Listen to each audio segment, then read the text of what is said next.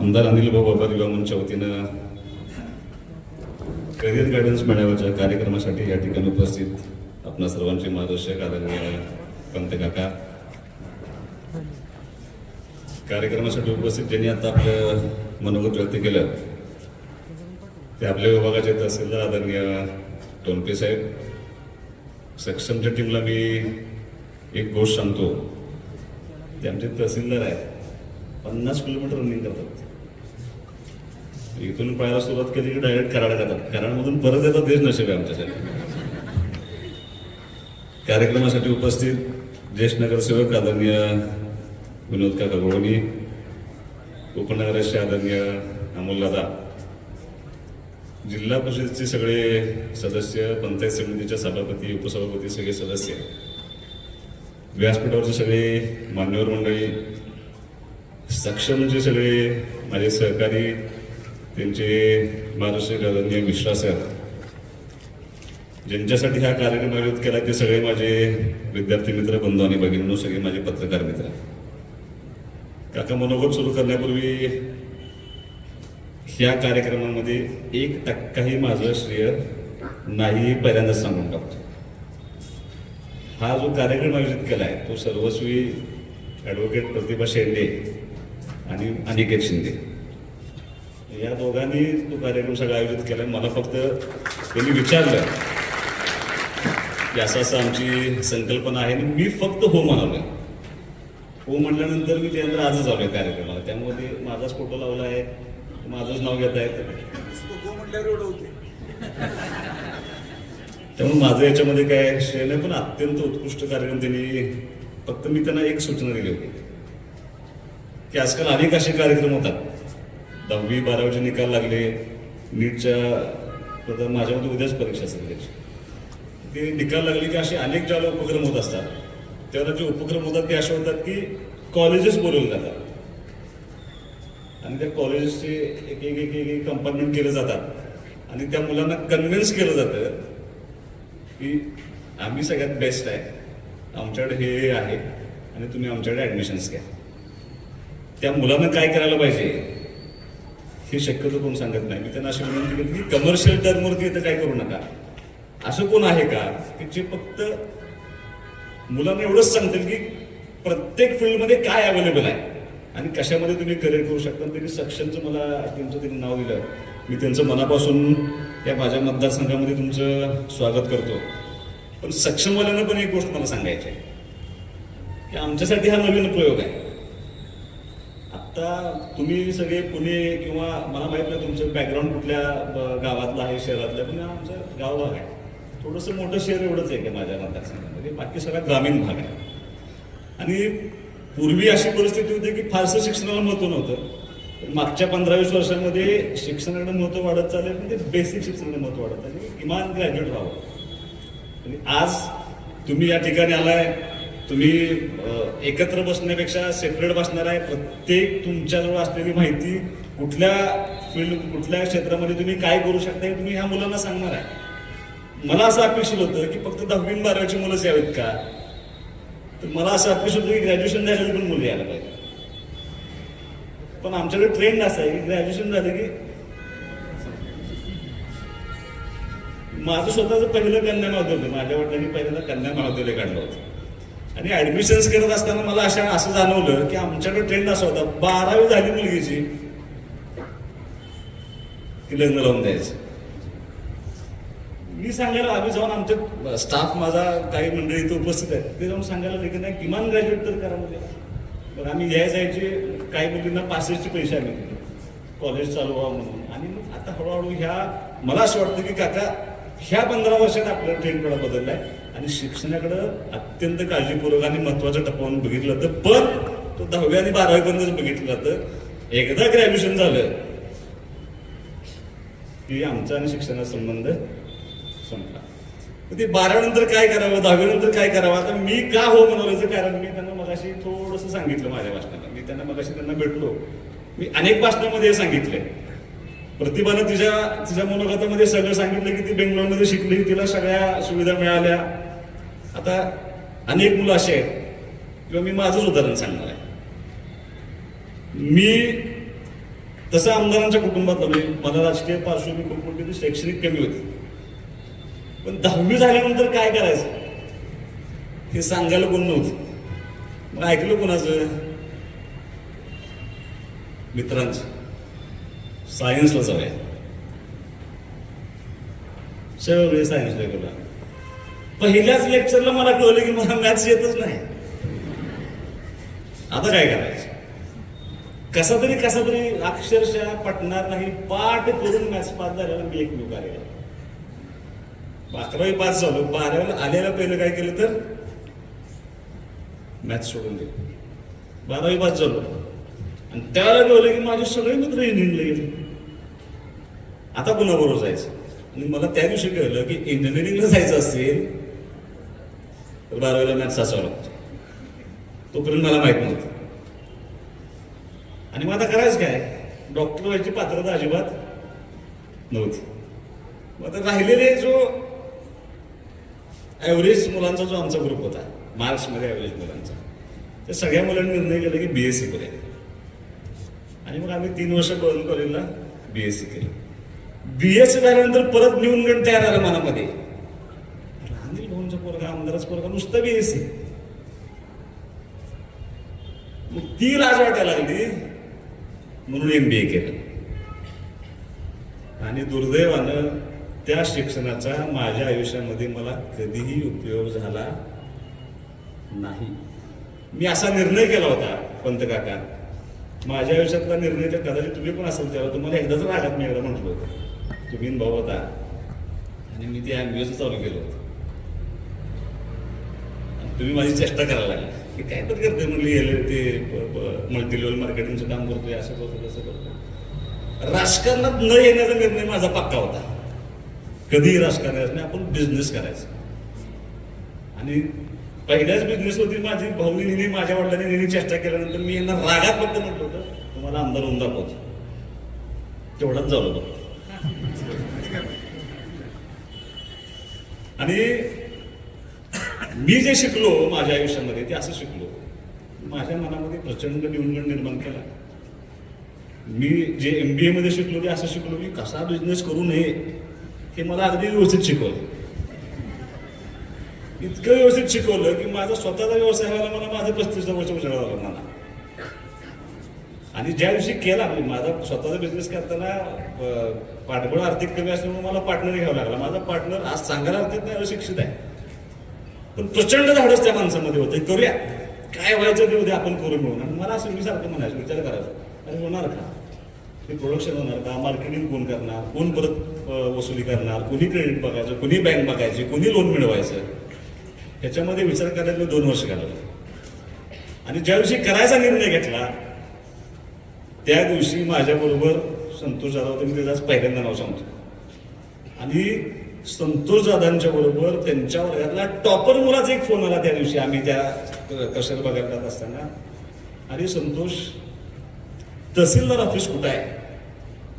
तो म्हणला, एवढी मोठी प्रशासकीय इमारत आहे चौकामध्ये, मला तहसीलदार भेटतील का? कुठे बसतात? म्हणजे टॉपर मुलाचा असा प्रश्न होता की तहसीलदार कुठं बसतात त्याला माहित नव्हतं. आम्ही तहसील बघायला गेलो, त्यांच्याशी चर्चा केली. 3-4 पार्टनर एकत्र व्यवसाय करत होते. 10-15 कोटीचा टर्नओव्हर होता त्यांचा. माझ्या बॅक ऑफ द माइंड तो चाललं होतं की टॉपर मुलाला तहसीलदार ऑफिस कुठे माहित नाही. मी त्यांना म्हणतो आपलं शिक्षण काय? 10वी नापास. 10वी नापास झालेली मुलं 15 कोटीचं टर्नओव्हर करत होते. टॉपर असलेल्या मुलाला तहसीलदार ऑफिस आम्हाला माहित नव्हतं. जो बघायला घेऊन गेला होता तो 100-100, 200 कोटीची कामं करतो. कॉन्ट्रॅक्टर आहे. इन्शर्ट करून, गॉगल घालून, ऑडीमधून आला होता. नाव काय कोणाचं घेणार नाही मी. दादाला फक्त कळलं कोण आहे. मी म्हणलं आपलं काय, तुम्ही काय BSc होईल का? हे मला यांच्यावरच दावे ना. आणि मग मला प्रश्न पडला आम्ही काय शिकवते मुलांना? आमच्या शिक्षण व्यवस्थेमध्ये टॉपर मुलांना बँकेचे व्यवहार येत नाहीत, तहसीलदार ऑफिस माहीत नाही, ब्रांच ऑफिस माहीत नाही. आणि जी कसलंही शिक्षण न झालेली मुलं, आज भालचंद्र आला नाही तर नाव घेऊन मी भालचंद्र सांगणार होतो काका. आज माझ्याकडं यशस्वीतेचं प्रमाण खूप वेगळं आहे. मगाशी प्रतिभानं सांगितलं, मी अनेक भाषणामध्ये सांगतो, कदाचित तुम्हाला आवडणार नाही, पण माझं असं व्यक्तिगत मत आहे. मी पंचायत समिती जिल्हा परिषदेला काम केलेलं कार्यकर्ता आहे. जिल्हा परिषदेच्या शाळेमध्ये जी शिकलेली मुलं आहेत ना, कुठं वाया जात नाहीत. काय वैशिष्ट्य मला माहित नाही. तुम्ही जर कोण शिकला असेल जिल्हा परिषद शाळेमध्ये तर मला माहित नाही. तुम्ही शिकलाय, दोघं जण शिकले, तुम्ही शिकले, सर शिकले. एक उदाहरण तुम्हाला सांगतो. बरोबर 1 वर्षापूर्वी शेटफळे म्हणून गाव आहे माझ्या मतदारसंघामध्ये. तिथं त्या गावातल्या लोकांनी त्यांच्या गावामध्ये MPSC मार्फत पास झालेल्या 14 मुलांचा गावाचा सत्कार ठेवला होता. जी मुलं DYSP होती, कोण तहसीलदार होतं, कोण प्रांत होतं. मी त्या 14 मुलांशी बोलण्याचा प्रयत्न केला. त्या 14 मुलांनी असं सांगितलं, काका, की आमच्या सगळ्यांचं प्राथमिक शिक्षण जिल्हा परिषदेच्या शाळेमध्ये झाले. मी SSC बोर्डला पण नाव ठेवत नाही. माझं मत CBSE आणि इंटरनॅशनल बोर्ड बाबतीत जरा वेगळं आहे.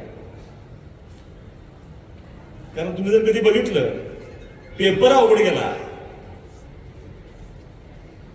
म्हणून आत्महत्या करणारा आमच्या जेडपीचा पर्याय कधीच नसतो, ते मास्तरला विकून येईल.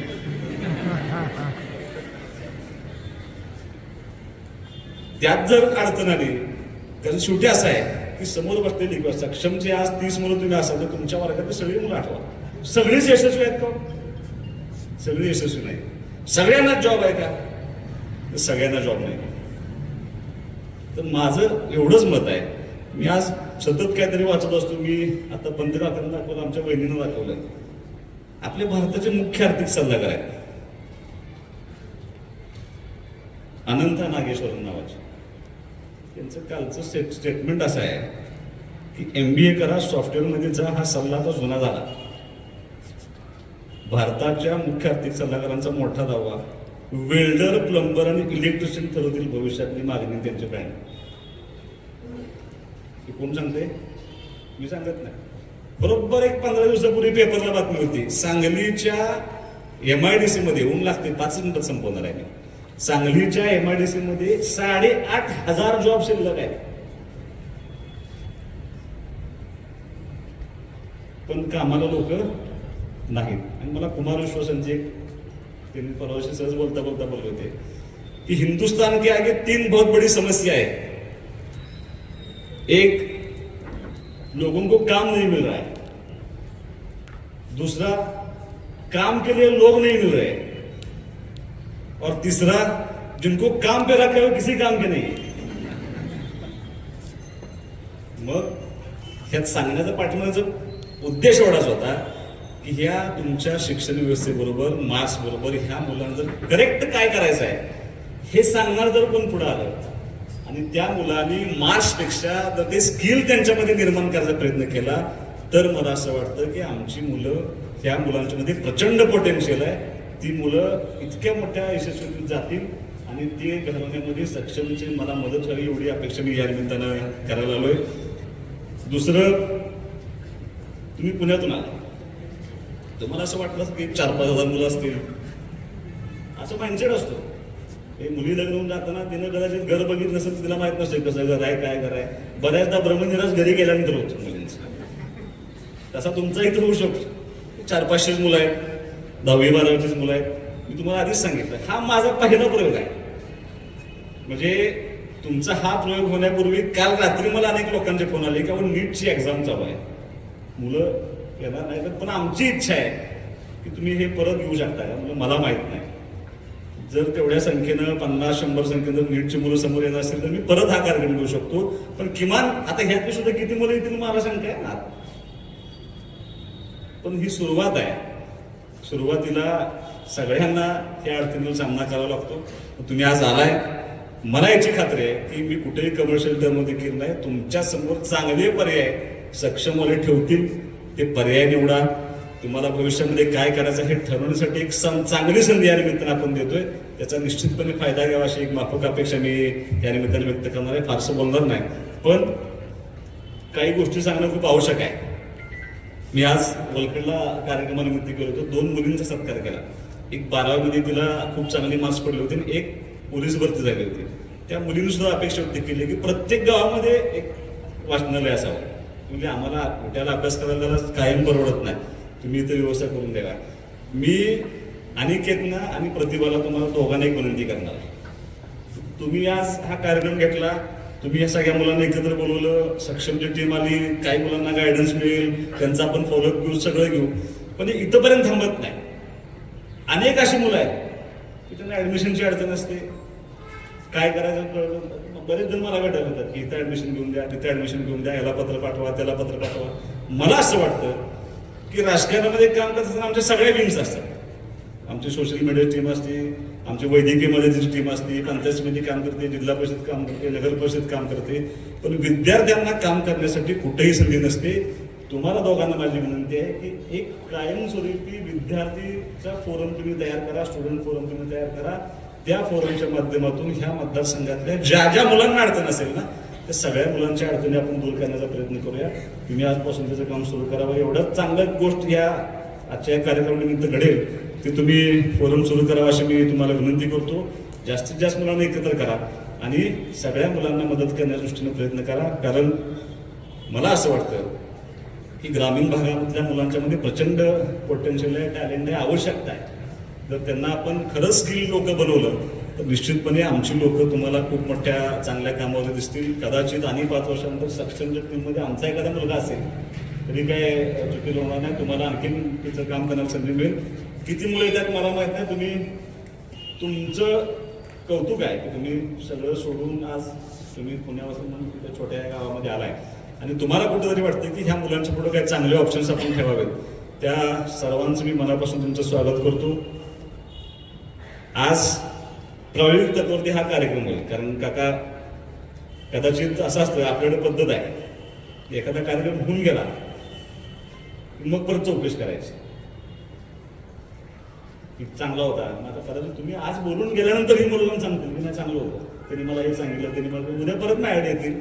जर गरज वाटली, एवढ्या मोठ्या संख्येने नाही पण तुम्हाला जर शक्य असेल आणि जर लोकांची रिक्वायरमेंट आली तर तुम्ही एकदा परत किंवा दरवर्षी, कारण दरवर्षी नवी बॅच समोर येते, दरवर्षी तुम्ही जर आम्हाला आमच्याकडे हा कार्यक्रम दिला तर आमच्या मतदारसंघातल्या मुलांना निश्चितपणे त्याचा फायदा होईल. जाता जाता मला पंतकांका असं म्हणाले की सगळ्यांचं करिअर गायडन्स होईल. आता तहसीलदार साहेब आल्यामुळे कॉम्पिटेटिव्ह एक्झामचं त्यांनी सांगण्याचा प्रयत्न केला. मला काय कोण सांगायला नव्हतं. आमचा एक मामा IAS झाला आहे. आमच्या वडिलांना आमच्या त्यांना असं वाटायचं, काकांना वाटायचं की सुहासनं पण असं काहीतरी IAS IPS असे वाटायचं त्यांना. आम्ही काय तो मार्ग पत्करला नाही. आता हळूच त्यांनी मला असं सांगितलं की त्यांची ओळख करून देतो. ते MPSC UPSCचं खूप मोठं सेंटर म्हणून नाही, म्हणजे कमर्शियल जर्म म्हणून नाही, मोफत. आणि ह्या शहराचं महत्व असं आहे की एकच नाव तुम्हाला सांगतो, डॉक्टर सुदाम खाडे. ते MBBS आणि IAS, MD आणि IAS एकाच वर्षी तिथं अभ्यास करून पास झाले आणि ते आता मध्य प्रदेशचे मुख्य सचिव आहेत.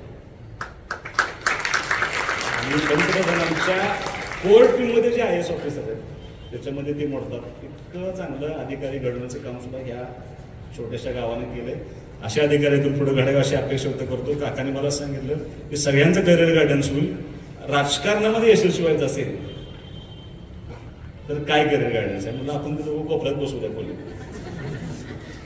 आणि जर कोणाला यायचं असेल पण त्याला खूप कष्ट आहे, त्याला तुमचं व्यक्तिगत आयुष्य काय राहत नसतं. म्हणजे तुमचा मुलगा जेवलाय, अभ्यास केलाय. माझ्या वडिलांना मी कितवीला आहे माहित नव्हतं. ते मला विचारायचे, त्यांना कोणी विचारलं कितवीला आहे, कितवीलाच आहे असं मला माझी वडील विचारायचे. आणि 350 फोन येतात दिवसात ॲव्हरेज. ते सगळे घ्यावे लागतात, सगळ्यांचं ऐकून घ्यावं लागतं. गटर दुरुस्त करण्यापासून तो नॅशनल हायवेपर्यंत, MSCBच्या कनेक्शन पासून ते नळाच्या कनेक्शन पर्यंत डास जास्त झाले पासून ते नवरा बायकोचे बांधणे कुठं काम समालाच करा हे जरा. आणि ह्याला कसलाही मोबदला नाही. 50 माणसं तुम्हाला खूप चांगलं म्हणतात, 50 माणसं तुम्हाला शिव्या देतात. त्यामुळं ह्यात जर तुम्हाला गेलं घ्यायला असेल, आता काही लोक बघतायत कोण नगरसेवक झाले, कोण जेडपीचा झाले, सुहासना रोशन तर फार आवश्यक होते आमच्या पंचायत सदस्य व्हायचे. त्यामुळं त्यात जरी करायचं असेल तरी माझा मार्ग खुला आहे. प्रतिभा म्हणजे त्याचं दादाचं आणि त्याच्या कुटुंबातल्या सदस्यांचं कौतुक, त्याचं लग्न झालेलं नाही. सगळ्यात कमी वयामध्ये ती आपल्या पंचायत समिती सदस्य त्या निमित्ताने झाले. आणि तुम्ही तर आपली टीम बघितली सगळे शिकलेले आहेत. ज्यावेळेला नगरपालिकेला, पंचायत समितीला, जिल्हा परिषदला सगळे शिकलेले मुलं आम्ही देण्याचा त्या ठिकाणी प्रयत्न केला होता. मी, आमच्या शीतलवहिनी, प्रतिभा, सई शिंदे म्हणून आमचे जिल्हा परिषद सदस्य आहेत. आम्ही 14 वकील आहे. आणि ते सांगायचं राहून गेले की मी माझं लॉची डिग्री वयाच्या 42व्या वर्षी घेतली. ज्याची मला आवश्यकता होती मी तेच का शिकायला पाहिजे होतं, पण मला सांगायला पण नव्हतं. ज्यावेळेला मला स्वतःला कळलं की मला लॉ करायला पाहिजे होतं त्यावेळेला मी लॉ 42व्या वर्षी कम्प्लीट केलं. आज ही मुलं तुम्हाला सांगायला आलेत, त्यांचा जास्तीत जास्त फायदा करून घ्यावा अशी अपेक्षा ठिकाणी व्यक्त करतो. सक्षम जर टीमची तुमच्या सर्वांचा मनापासून आभार मानून थांबतो. जय हिंद, जय महाराष्ट्र.